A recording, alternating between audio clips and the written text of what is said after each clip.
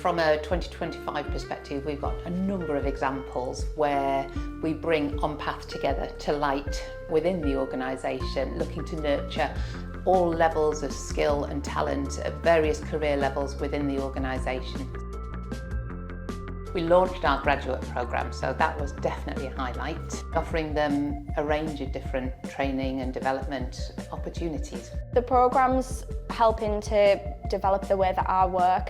really concentrating on not only being good at the technical aspect of the job and actually doing the job, but being able to relate to colleagues in a more positive way and be able to communicate and knowing where my limits are and where I might need to develop myself outside of just actually being able to do the job. We aim to be an employer of choice, and as a consequence of that, a part of how we support employees is how we develop them and enable them to fulfil their true potential from a career perspective. So both from the training that we offer and also the career pathways, we're hoping to establish ourselves as that employer of choice.